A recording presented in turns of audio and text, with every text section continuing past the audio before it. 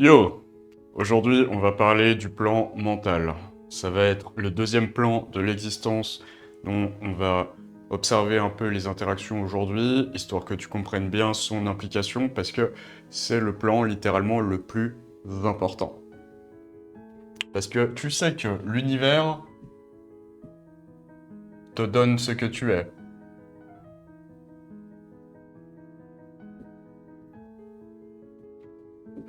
Et ce que tu es, avant tout, c'est de la conscience.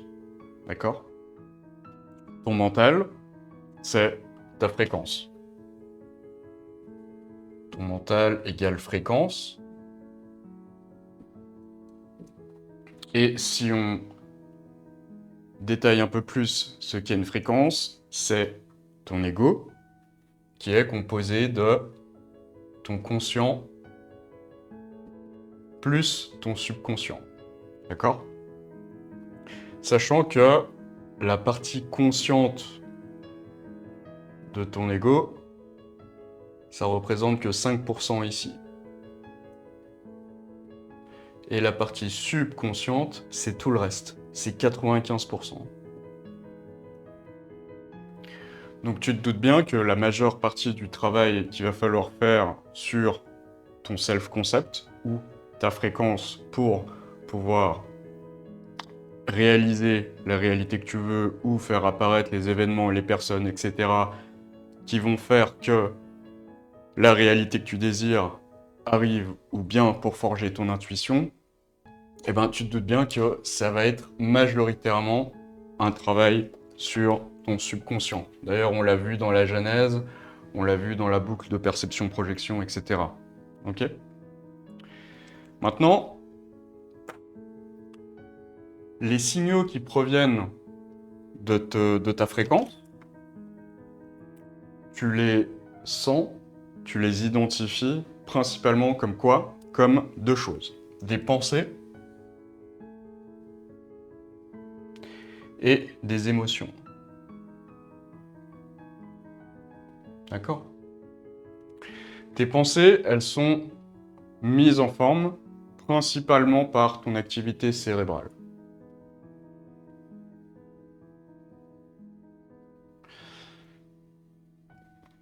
Ce qui se passe avant que tu ressentes une émotion, c'est que tes sens vont traduire un signal de l'extérieur, n'importe quoi, quelque chose qu'on te dit, quelque chose que tu vois, quelque chose que tu sens, etc. N'importe quel signal sensoriel arrive sur toi, est traduit par ton cerveau, et selon le contenu de ton subconscient, ce qu'on appelle le système limbique dans le cerveau, et les glandes basales, qui sont le siège du cerveau reptilien, donc des émotions les plus basses qu'il y a sur l'échelle des émotions. On va faire tout un chapitre sur les émotions après celui-là, parce que c'est super important, donc t'inquiète pas si tu comprends, enfin, si t'as pas toute la liste des émotions entre guillemets négatives, on va discuter de ça après, ok? Mais là, ce qu'il faut que tu comprennes, c'est que ton cerveau, à ce moment-là, va envoyer un message à ton cœur, d'accord? Et ton cœur, par son système de neurones, etc., va amplifier le signal et envoyer ce signal à tout le reste de ton corps. Donc ce qui se passe, c'est que quand tu ressens de la peur, de l'anxiété, etc., eh ben, en fait, littéralement, ton corps va manifester des augmentations de pouls, tu vas commencer à transpirer, tu vas commencer à imaginer tout plein de scénarios, ton activité rationnelle, elle va se déconnecter, etc., etc. Tout ton système sympathique et parasympathique va s'aligner pour répondre à un signal de survie, en fait, quand tu ressens une émotion négative. Et donc, de là, tu vois bien que, déjà, rien qu'à cet instant T, ton émotion est directement reliée à la réalité que tu manifestes. Et c'est pour ça qu'on va travailler là-dessus. Et c'est pour ça qu'on va parler un peu de toutes les interactions qu'il y a entre les pensées et les émotions et la création de réalité. Je vais te faire un schéma après, qui sera peut-être familier si tu connais le contenu de Vadim Zeeland. Mais bon, on va y aller. On va y aller comme ça. Donc, les pensées, c'est le cerveau, et les émotions, c'est le cœur. Le cerveau en conjonction du cœur produisent un champ magnétique. D'accord ? Einstein disait que toute la fondation d'une particule solide, c'est de l'énergie. Un champ électromagnétique créé par ton cerveau et ton cœur, c'est de l'énergie. C'est la bonne signature énergétique que tu veux envoyer dans ce champ quantique pour recevoir en retour ce que l'univers te donne, parce que l'univers te donne ce que tu es, right? Donc à partir de ce moment-là, il y a une règle que je vais répéter, mais les émotions et les pensées sont un signal vibratoire.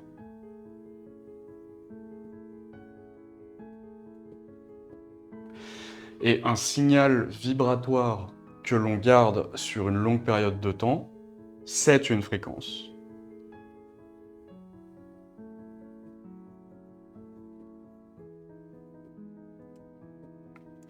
Et de là, en suivant cette règle, une fréquence que l'on garde pendant suffisamment longtemps devient une réalité.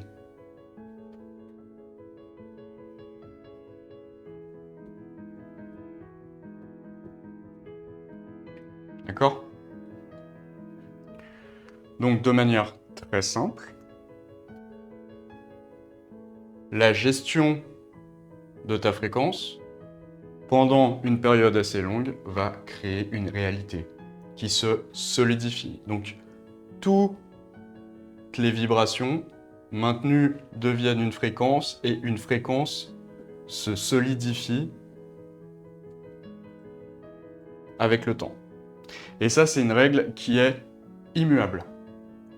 C'est valable pour tout ce que tu regardes autour de toi. Tout ce que tu regardes autour de toi, n'importe quel objet, ce stylo, mes lunettes, ma chemise, tout ça, ce sont rien d'autre que des signaux vibratoires qui se sont traduits dans une fréquence et qui se sont solidifiés. Ça vient de l'imagination d'une personne. C'est de la pure conscience. Et ce qui va être extrêmement important, c'est que tu comprennes que finalement, entre ce qui se passe sur le plan mental et ce qui se passe sur le plan physique, c'est qu'une différence de degré vibratoire. C'est exactement la même chose. C'est de la conscience qui s'est solidifiée. Ok ?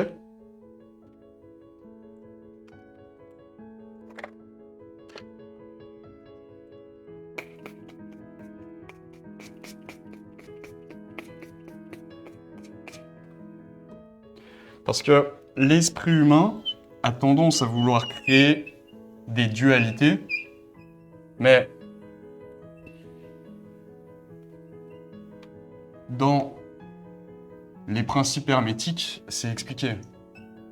Tout est une demi-vérité et tout est un demi-mensonge. Tout est les deux faces d'une même médaille. Le bien, le mal, c'est un... Il n'y a pas de fondamentalement pur bien ou pur mal. C'est un peu utopiste de penser comme ça. Il y a toujours une nuance qui en fait une demi-vérité ou un demi-mensonge. Ou l'ombre et la lumière. L'ombre n'existe pas forcément. L'ombre, c'est juste une absence de lumière. Il y a plus ou moins de lumière, et puis c'est tout. C'est sur le même continuum. À partir de là, si on schématise un petit peu, toi t'es là, ok ? Et ça, c'est la réalité que tu désires. D'accord ? Et donc, quand tu te mets sur la bonne fréquence, d'accord, la fréquence qui correspond à la réalité que tu désires, ce qui va se passer, c'est que tu vas créer un pont. Tu vas créer un canal d'énergie. Et si tu gardes la fréquence parfaitement, et que sur le plan spirituel, tu es aligné, c'est-à-dire que tu as des convictions et que tu sais que l'objectif est déjà là, et qu'en plus de ça, tu restes dans un mood de self-love et de sérénité, alors c'est obligé que la réalité, soit elle arrive à toi, soit toi t'arrives à elle. C'est obligé. On l'a vu avant de manière très court terme, quand tu ressens de la peur, ton corps manifeste des signaux qui vont faire que tu vas te comporter d'une certaine manière et avoir une certaine intuition. Quand toi, tu as de la peur à l'intérieur ou de la colère à l'intérieur et que tu interagis avec des gens, c'est ce que tu reçois des gens. Si tu es une personne, par exemple, qui est un peu radine, ok, d'accord, très proche de tes sous, etc. Imagine juste que toi, tu sois une autre personne et que tu vois une personne comme ça qui ne donne rien. Est-ce que tu as envie de lui donner? Non. Et donc, si tu te remets à la place de toi qui est radin, tu vois bien que l'univers te donne ce que tu es. Littéralement. Et ça, c'est valable pour toutes les formes, tous les niveaux d'interaction sociale. Tu vois.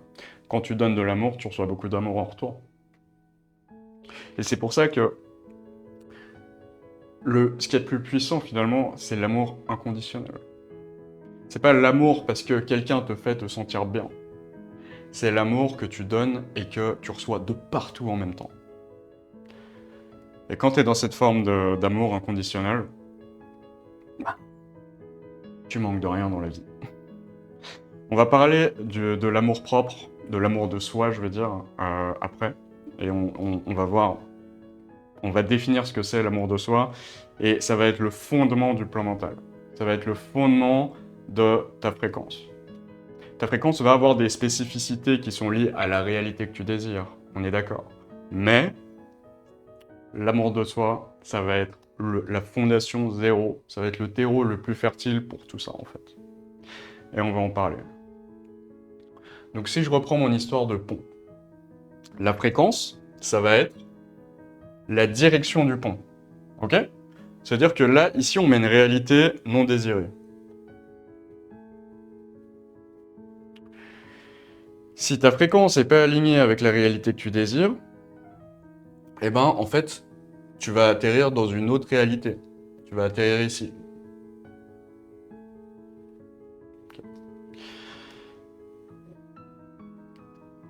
Ensuite, si on détaille un peu plus ce pont, finalement, ce qu'on voit ici, ce pont, c'est le plan mental. C'est ta fréquence. Ta fréquence plus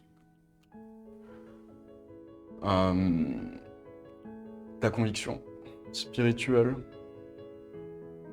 Et ici, on va plus parler du plan mental. De toute façon, les deux sont liés. Il faut être aligné sur les deux plans. Mais on a déjà parlé du plan spirituel avant. Maintenant, on va parler du plan mental. On va détailler un peu plus ce qui se passe ici. Mais en étant aligné sur le plan mental et le plan spirituel, tu vas créer ce canal vers la réalité que tu désires. Et ensuite, t'en déduis que ce qu'il y a ici, c'est la réalisation du monde physique. C'est la réalité qui apparaît autour de toi, ou toi qui rentre dans ta réalité. D'accord? Et donc, à partir de cette relation, tu vois très clairement que selon le deuxième principe, la loi de correspondance dans la philosophie hermétique, as above, so below, là on a le plan spirituel aligné, là on a le plan mental aligné, d'accord? Et ensuite, le plan physique s'aligne. Ce qui fait que le plan mental est le plan des causes et le plan physique est le plan des effets.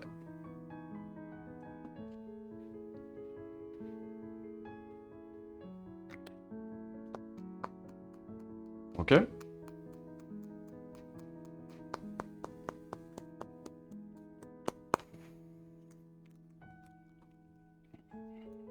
Fondamentalement, ce qui va venir changer la longueur du pont, ça va être deux choses. Ça va être la taille de l'objectif que tu vises, ou de la réalité que tu vises, parce que c'est pas la même chose de manifester 100 balles par mois, et 10 000 balles par mois, et 1 million par mois. Jusque là, tu me suis, d'accord?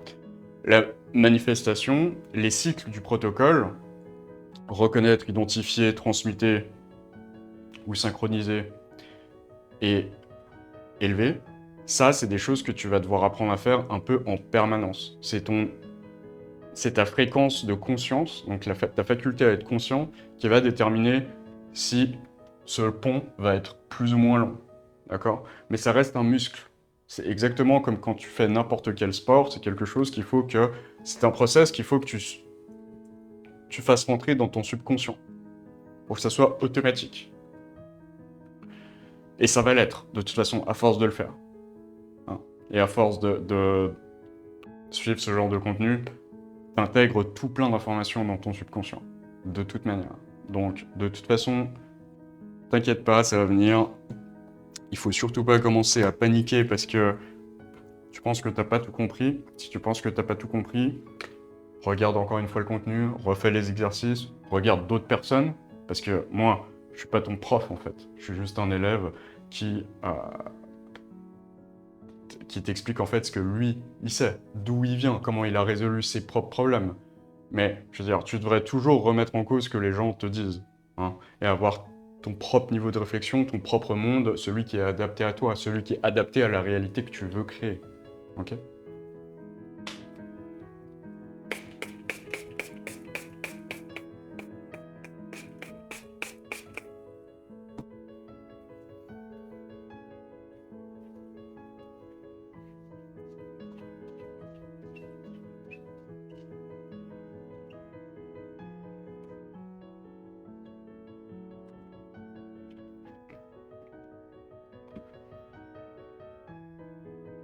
Donc on a vu un peu les détails de ce qu'était une fréquence, quand on a parlé du plan spirituel. Je vais les lister ici et on va les détailler à fond dans le prochain pilier qui arrivera bientôt dans la classroom.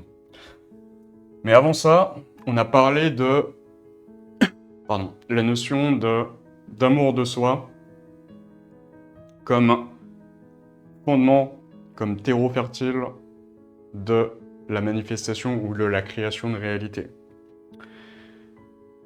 Dans l'amour de soi, il y a 5 règles.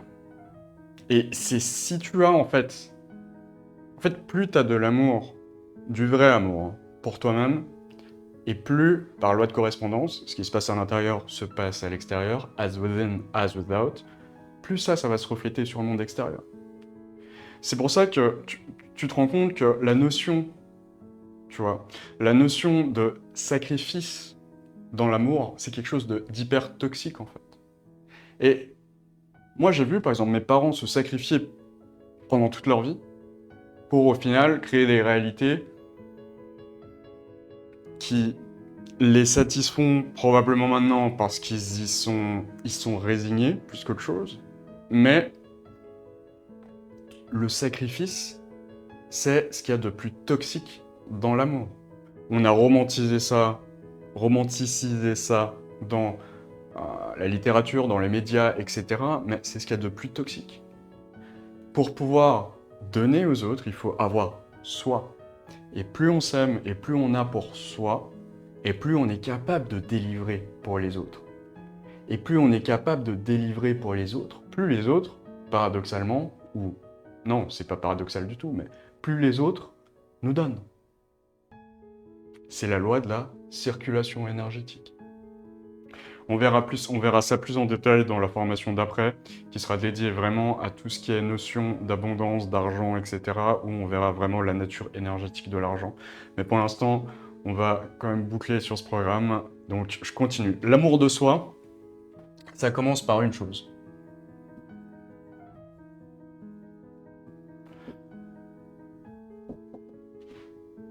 L'amour de soi, ça commence par le respect de soi. D'accord?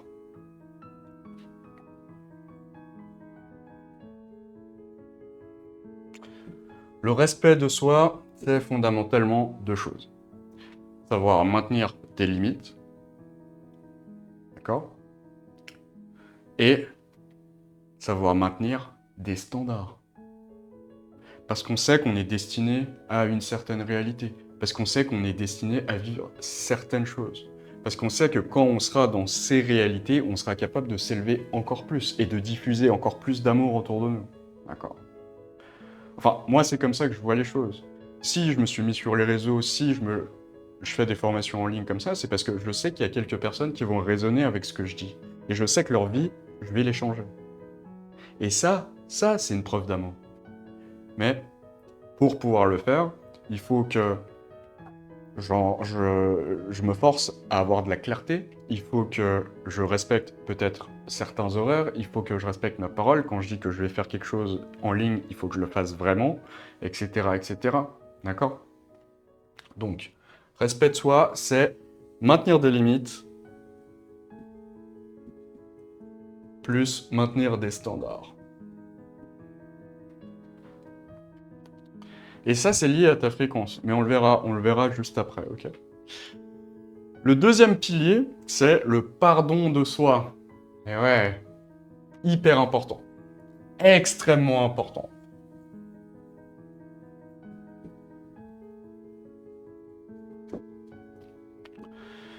Le pardon de soi comme deuxième pilier. Ça permet quoi? Ça permet de se libérer de ses erreurs, ok?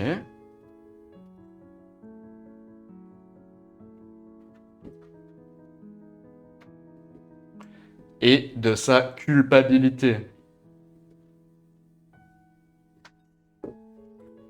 Comme on l'a dit, par loi de correspondance, as within, as without. L'univers te donne ce que tu es. Si tu es rempli de culpabilité, si tu es rempli de dialogue négatif, si tu es rempli de traumatisme, automatiquement, ton subconscient va le ressortir. Tu vois, les personnes qui perdent leur sang-froid ou qui s'énervent de nulle part quand il arrive un petit truc, ou les personnes qui râlent tout le temps, etc., etc. Hein, ce genre de personnes, c'est des personnes qui arrivent généralement pas à se pardonner. Pas à se pardonner d'avoir fait certaines choses, ou pas à se pardonner d'avoir ressenti, en fait, euh, quelque chose de négatif à un moment, ou de pas réussir à avoir géré certaines choses. Donc, très souvent, ce qu'on projette sur les autres, tu vois, quand il y a quelque chose qui nous énerve chez quelqu'un, d'accord? Ça peut être n'importe quoi, ça peut être un comportement, etc. Très souvent, ça nous énerve pas parce que très souvent, on se dit que c'est la morale qui fait que, et que si on respecte pas la morale, eh ben, du coup, c'est pas bien, et du coup, l'autre personne, si elle respecte pas certaines règles morales, etc., ou d'étiquette, eh ben, c'est pas bien, du coup, ça provoque de la colère en nous. Mais ça fait pas de sens. En fait, ça provoque de la colère en nous, pas parce que, fondamentalement, cette personne sort des règles classiques, juste pour sortir des règles classiques. Ça nous affecte parce que nous, on a dû se plier à ces règles. Et là, on se dit, notre ego, il se dit, mais alors si moi j'ai dû me conformer à ces règles, pourquoi lui, il peut? Et c'est ça, la, la projection qu'on fait sur les autres. C'est une projection par rapport à notre ego. Parce que fondamentalement, quelqu'un qui brise les règles, si ça ne nous affecte pas directement, on s'en cogne. Donc, savoir se pardonner, savoir pardonner les autres, d'accord? Savoir pardonner tes parents, savoir comprendre qu'ils ont été probablement dans des problèmes ultra complexes, transgénérationnels, que tu comprends pas forcément, etc., etc. Te libérer de ce fardeau, même si tu peux leur en vouloir parce que ils sont comportés d'une certaine manière avec toi, mais eux avaient pas forcément cet enseignement disponible. Ils n'avaient pas forcément le niveau spirituel que toi tu as. Maintenant, toi, ce que tu fais, c'est que essentiellement, tu repères, tu détectes ton ego, tu le transcendes et tu l'intègres. C'est ça la spiritualité en 3 mots, c'est juste ça. D'accord? C'est détecter ton ego, Transcender ton ego. Transcender, ça veut dire juste s'élever et se détacher et voir l'activité dessus. Et ensuite, intégrer le signal de l'ego. Mais conscientiser les choses et faire ce que tu veux avec. Pas être tributaire de ton ego. D'accord? Pas être soumis à ton ego. Pas que ton ego soit comme un chien qui part dans toutes les directions, mais comme littéralement le meilleur véhicule que tu puisses avoir pour atteindre tes objectifs. Et c'est ça l'enjeu de la spiritualité. Donc les gens qui disent il faut tuer ton ego, il faut tuer ton ego, ou alors les gens qui vont se sentir mal parce que je dis ça, ok? Si tu te sens mal parce que je dis ça et que tu nies en bloc ce que je dis, hein, eh ben ça veut dire que on t'a fait croire, probablement, qu'il fallait tuer ton ego. Et du coup, c'est quelque chose que tu essayes de faire, ou que tu crois que tu as réussi à faire, ok? Mais en fait, ton ego, il est toujours là.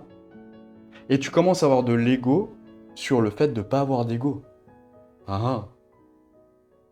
Ça, c'est parce que t'as pas suivi l'étape de détecter, transcender et intégrer. Tu fais peut-être juste de la détection et tu mets un mirage devant toi, tu vois. Un écran de fumée. Mais si tu crois que tu peux tuer ton ego et que tu te sens inconfortable à l'idée de ce process en trois lignes que je viens de te mettre, eh ben, ça veut dire très probablement que tu as un ego sur ton ego et il va falloir que tu sortes de ça. Parce que là, tu rentres dans le serpent qui se mange la queue, en fait. Parce que t'intègres pas ton ego. Ok.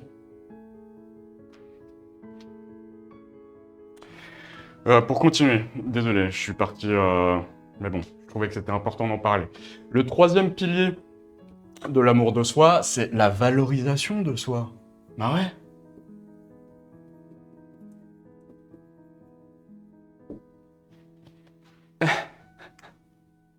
Il faut que tu saches reconnaître tes qualités. Il faut que tu saches reconnaître tes réussites. Il faut que tu aies de la gratitude pour toi-même. C'est ça la valorisation de soi. Si tu as de la gratitude pour la vie, alors il faut aussi que tu aies de la gratitude pour toi-même. Et de nouveau, par loi de correspondance.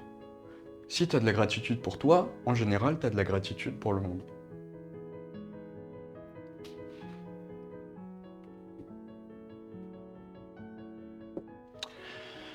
Le quatrième pilier, c'est la discipline de soi. Ok?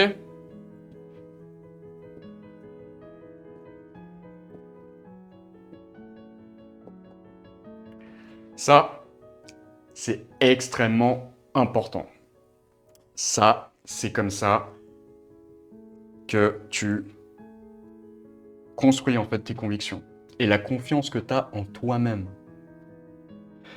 C'est ça qui fait que tu respectes tes engagements envers toi-même. Et c'est extrêmement important. Parce que si tu respectes pas ce que tu dis, d'accord?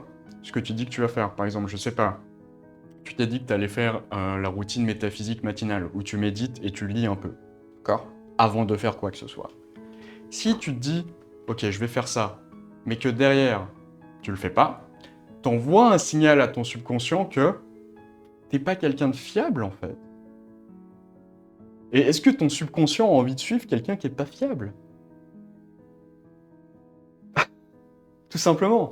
Donc, si tu veux créer ta réalité, il va te falloir cette discipline. Et c'est la seule discipline qui est requise. Quand je dis discipline, c'est d'un point de vue mental. C'est la discipline d'être conscient de là où on est, etc., etc.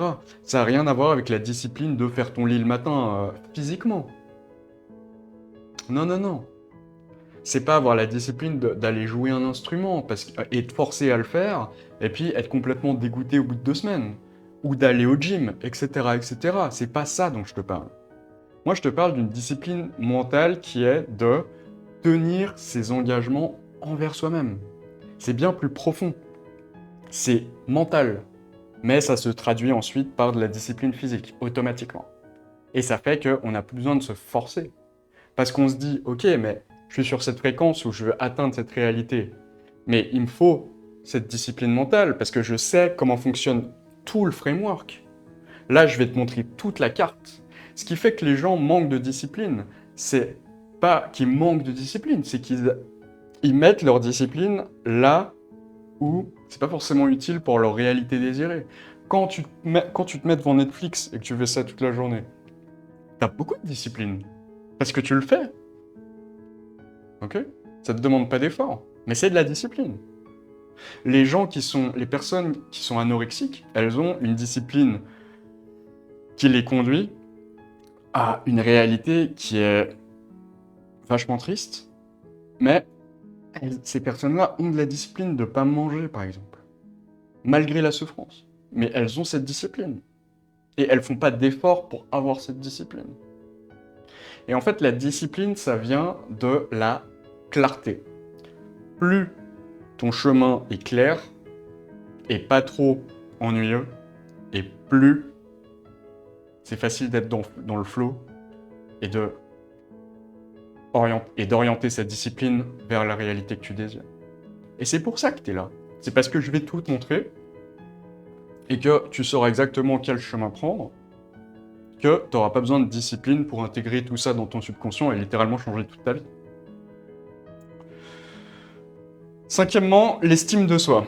Ça ressemble un peu à la valorisation de soi. Donc l'estime de soi, je vais l'écrire quand même.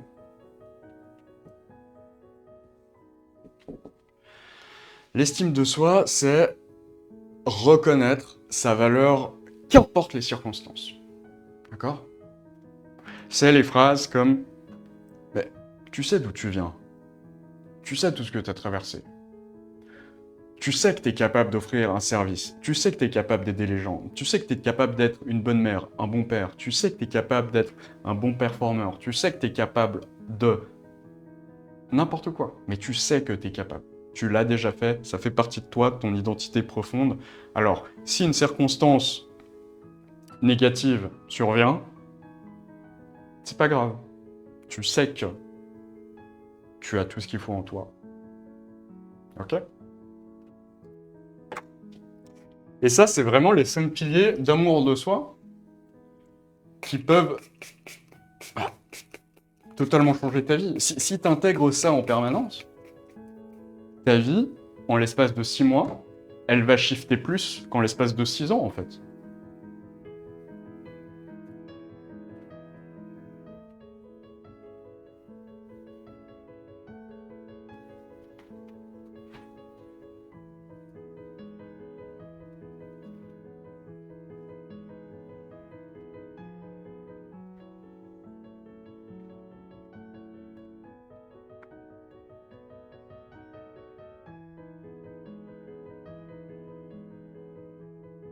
Hop.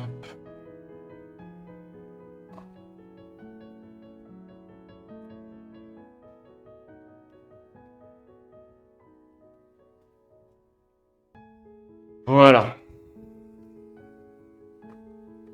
Donc, on va détailler un peu ce qu'est une fréquence. Une fréquence, c'est 7 plans principaux. Okay. Pour rappel, je vais noter juste ce que c'est manifester. Manifester, c'est avoir une fréquence et la garder assez longtemps pour faire la réalité qu'on veut. On est toujours en train de parler de la fréquence ici. Hein. Ça, on va en discuter un peu plus tard. Donc, la fréquence, c'est 7 choses. La première chose, c'est tes croyances. La deuxième chose, bah oui, parce que, en fait, tes croyances, peut-être que tu as vu ma vidéo sur YouTube, mais toutes les croyances vont créer une barrière autour de toi qui va soit englober la réalité que tu veux, soit pas. L'enjeu, ça va être de savoir si tes croyances sont compatibles avec la réalité que tu désires. Ensuite, ton identité. Ton identité, elle change en permanence. D'accord? Il y a 10 ans, t'étais pas la personne que t'es maintenant. Enfin, je pense pas.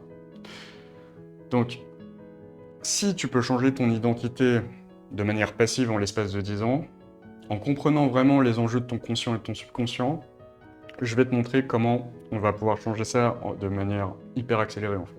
Changer ton identité du jour au lendemain, quasiment. Ok? Troisièmement, Les pensées émotionnellement chargées que tu peux avoir. Ce sont des pensées plus des émotions de manière générique. D'accord? Quatrièmement, tes attentes. Ou expectations en anglais. Essentiellement, ce que tu trouves normal ou pas. Parce que ce que tu trouves normal, ça arrive. Si tu trouves que c'est normal qu'on t'agresse dans la rue, ça va arriver. Si tu trouves que c'est normal qu'on se foute de ta gueule au travail, ça va arriver. Si tu trouves que c'est normal que les gens t'aiment, ça va arriver. Ok? Tes attentes.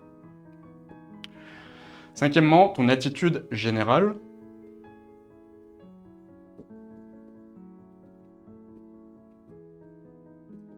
Est-ce que tu es anxieux généralement? Est-ce que tu as tendance à t'inquiéter? Ou est-ce que tu as tendance à pas prêter attention au monde autour de toi, etc., etc., etc., d'accord? Est-ce que tu es défaitiste? Est-ce que tu es optimiste? Est-ce que tu es pessimiste? C'est ça l'attitude générale. Sixièmement, ta perception. On l'a vu dans la boucle de perception et de projection dans la Genèse, ta perception joue un rôle énorme sur la réalité que tu désires. Et au final, ce sur quoi tu te focalises. D'accord. Parce que on a tous dans la tête des fois des pensées intrusives. Okay, moi, ça m'arrive des fois, je suis dans la rue et j'ai envie de faire un truc dingue. Ok, je vais pas détailler ici, mais voilà. C'est qu'une pensée. Quand tu conscientises que c'est qu'une pensée, ben, ça passe. C'est comme quand tu médites, tu penses à plein de trucs et tu vois ces pensées défiler, mais c'est que des pensées.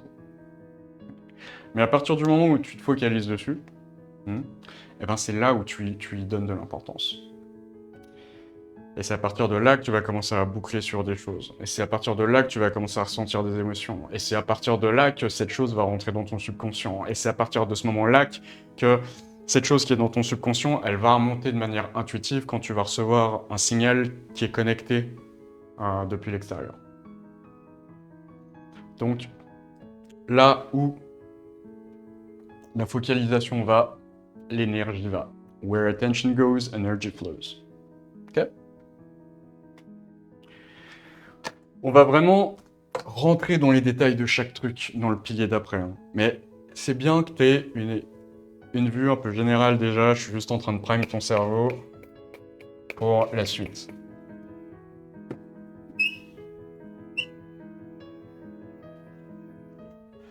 D'ailleurs, n'hésite pas à me faire des commentaires dans la classroom par rapport à ce que tu vois, d'accord? Parce que j'ai une façon d'apprendre les choses qui est ma manière. Peut-être que c'est pas adapté à tout le monde, peut-être que tu as des suggestions d'amélioration et je suis totalement ouvert à ça. Donc hésite surtout pas dans l'espace commun à te poser une question si t'as pas compris quelque chose, etc., etc. Ou alors si tu veux que j'améliore quelque chose ou que je détaille plus un certain point, je le ferai, ok? On a dit que manifester, c'était avoir la bonne fréquence plus la garder. Là, on va parler un peu de ce que c'est que de garder sa fréquence. Ok?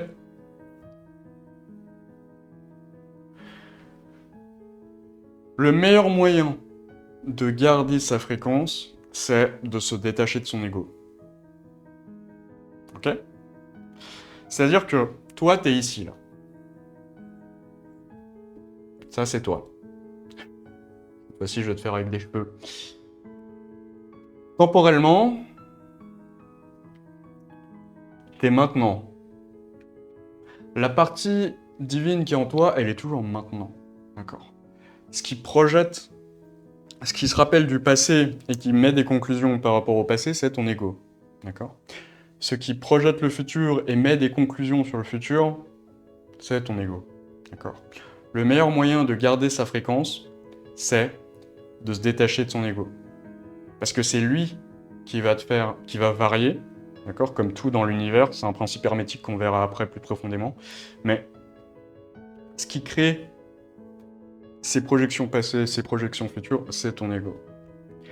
Là, le meilleur moyen de garder sa fréquence, pour l'instant, il va y avoir tout un pilier, ça va être le dernier qui est là pour garder sa fréquence. Ok. Donc c'est pour ça que je détaille pas trop les choses. Mais déjà, pour te donner un peu à manger, c'est-à-dire pour te donner déjà un espace réflexif, il faut que tu sois maintenant. Parce que si tu es dans le passé, eh ben, ton ego va produire un scénario, plus une couleur, une teinte de ce scénario, et ça va peut-être te faire de l'anxiété. De la déprime. Ok, tu vas ruminer des choses du passé. Et ça risque d'influencer ta fréquence de maintenant, émotionnellement, d'accord? Parce que ça va charger tes pensées d'une certaine manière, ça va peut-être te faire focaliser sur certaines choses, ça va changer ton attitude générale, etc., etc. Okay. Et c'est la même chose pour le futur. Ton ego, il va faire de l'anxiété, probablement.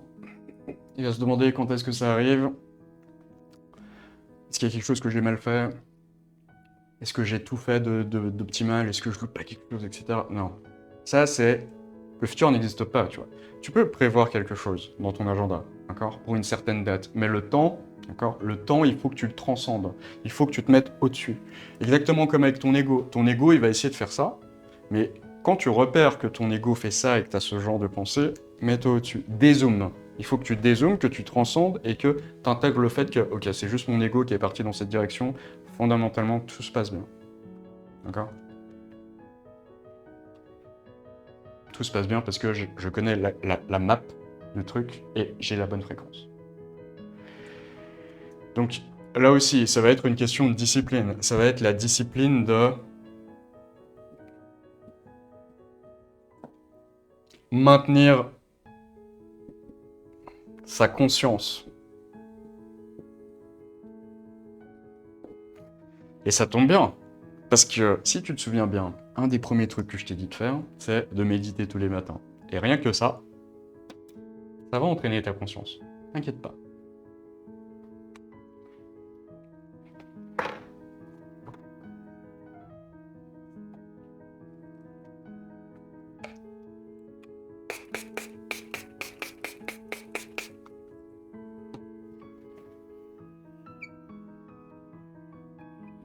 Hop.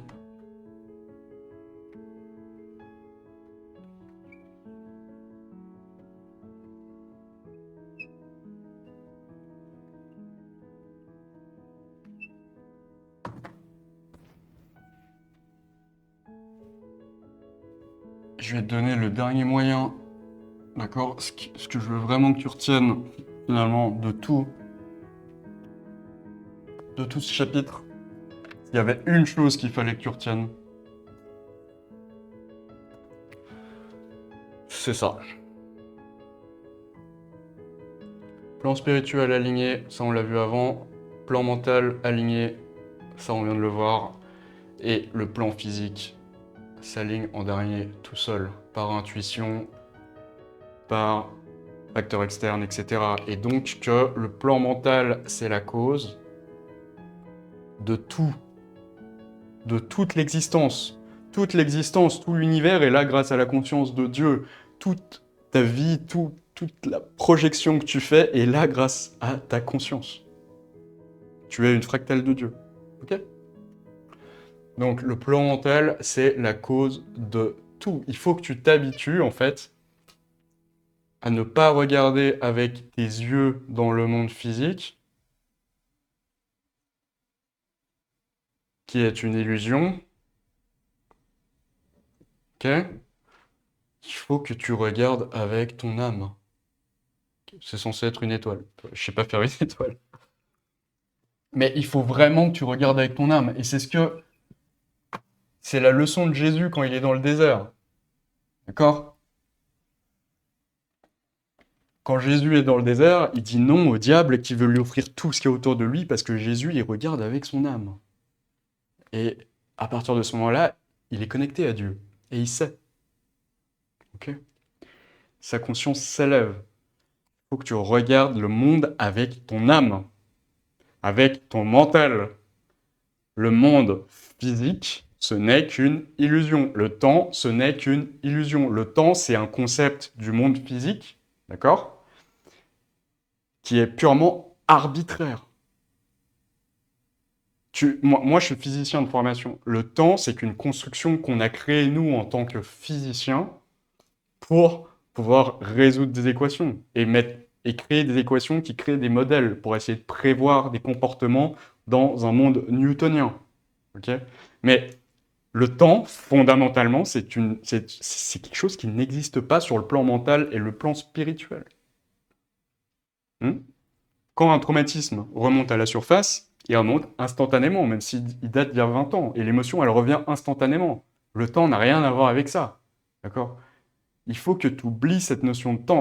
La notion de temps, elle est utile dans le monde physique, quand tu dois t'organiser dans une structure physique. Mais mentalement, spirituellement, le temps n'existe pas. Tout ce que tu manifestes est instantané. Ok? Voilà.